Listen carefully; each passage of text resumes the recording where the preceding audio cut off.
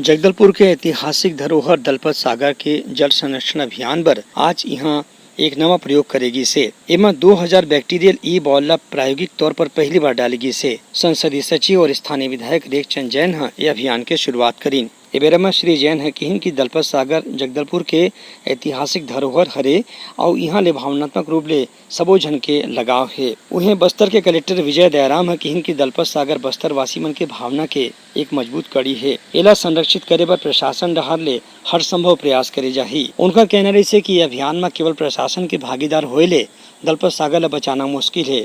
एकर सेती एमा नागरिक और जनप्रतिनिधि मन ला घलो आगू आके अपन अभियान में सहयोग करना चाहिए। दलपत सागर जो है ऐतिहासिक धरोहर है जबलपुर शहर का, इसको साफ करने के लिए लगातार प्रयास की जा रही है। इस कड़ी में आज यहाँ पे सभी जनप्रतिनिधियों के अगुवाई में और यहाँ के होमगार्ड के लोगों के हमारे साथियों के अगुवाई में और बड़ी संख्या में छात्र छात्राओं के अगुवाई में आज एक साफ सफाई अभियान फिर से ई बॉल लगाते हुए शुरू किया गया। आज कोशिश भी किया गया श्रमदान के माध्यम के द्वारा जो ऊपरी स्तर पर जो जलकुंभी जो कचरे हुए हैं उसको भी निकालने की कोशिश की गई।